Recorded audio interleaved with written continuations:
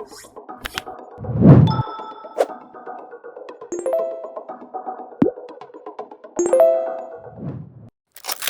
எல்லோருக்கும் வணக்கம். Election result வந்து விட்டது. கேரளாவில் எல்லாரும் உற்று பார்த்து கொண்டிருந்த திருச்சூர் பிஜேபி அக்கவுண்ட் திறக்குமா, சுரேஷ்கோபி வெற்றி பெறுமா, தாமரை மலருமா, இந்த கேள்விகளுக்கெல்லாம் இப்பொழுது முடிவு வந்து விட்டது. கேரளாவில் எல்டிஎஃப், யூடிஎஃப், கம்யூனிஸ்ட், காங்கிரஸ் கட்சி தான் மாறி மாறி ஆட்சி செய்வாங்க. பிஜேபி அக்கவுண்ட் திறக்க விடமாட்டாங்க அப்படின்னு ஒரு வைராகியத்தோடு கூட தான் கேரளா மக்கள் இருப்பாங்க.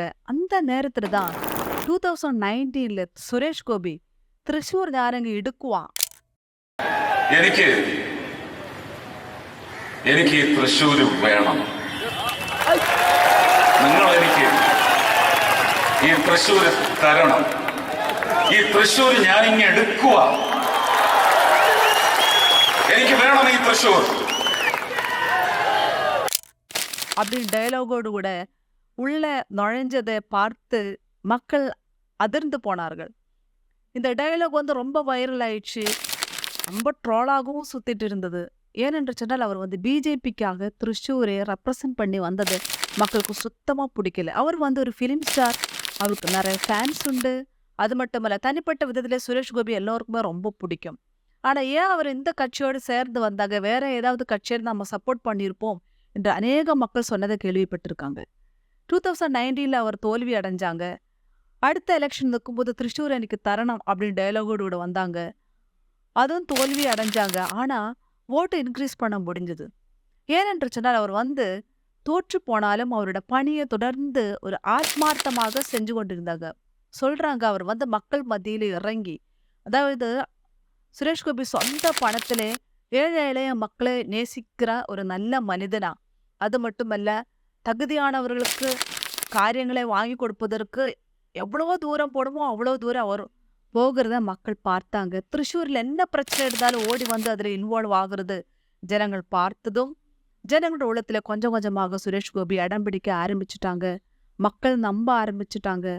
பிஜேபி அதெல்லாம் மறந்த மக்கள் சுரேஷ்கோபியை நேசிக்க ஆரம்பிச்சாங்க. அது மட்டுமல்ல, இந்த பிரைம் மினிஸ்டருக்கும் சுரேஷ்கோபிக்கும் ஒரு நல்ல நட்புண்டு அப்படின்னு சொல்லி கேரளா மக்கள் வந்து சீக்ரெட்டா சொல்லி கொண்டிருந்தாங்க. அதே நேரத்துல தான் சுரேஷ்கோபிக்காகவே பிரைம் மினிஸ்டர் 2 தடவை திருச்சூர்ல வந்து ரோட் ஷோ நடத்தினாங்க. இது யதார்த்த உண்மையாகும் விதம். பிரைம் மினிஸ்டர் வந்து சுரேஷ்கோபியோட மகள் திருமணத்துல, பாக்ய சுரேஷ் திருமணத்துல வந்து குருவாயூர் கஷேத்திரத்துல நேரடியாக வந்து அவர்களை ஆசீர்வதித்தது. அது கேரளா மக்களை உண்மையாகவே பிரமிக்க வச்சாங்கன்றது மட்டுமல்ல, அது சுரேஷ்கோபிக்கு ஒரு பெரிய கௌரவம். அவருடைய இமேஜ் வந்து நல்ல இன்க்ரீஸ் ஆயிடுச்சுன்னு சொல்லி நம்ம பார்க்கிறோம். இப்போ எலெக்ஷனுக்கு முன்பதாக நிறைய பேர் ப்ரெடிக்ட் பண்ணும்போது திருச்சூர் மட்டும் யாராலே எதுவும் சொல்ல முடியல, ரொம்ப டஃப்பான காம்படிஷன் அப்படின்னு சொன்னாங்க. ஏனென்று சொன்னது நம்ம நினைக்கிறதோட வேகத்துல வந்து மக்களோட உள்ளத்துல சுரேஷ்கோபி இடம் பிடிச்சாங்கன்றதுனால இந்த லோக்சபா எலெக்ஷனில் யார் வெற்றி பெறும் என்று சொல்ல முடியாத அளவுக்கு திருச்சூர் ஒரு கேள்விக்குறியாகவே இருந்தது. ஆனா ரிசல்ட் வரும்போது யாரும் எதிர்பார்க்காத விதத்துல கிட்டத்தட்ட 75,000 ஓட்டு வித்தியாசத்துல ஒரு ஆமோத வெற்றி பெற்றதை யாருமே இதை எதிர்பார்க்கவே இல்லை.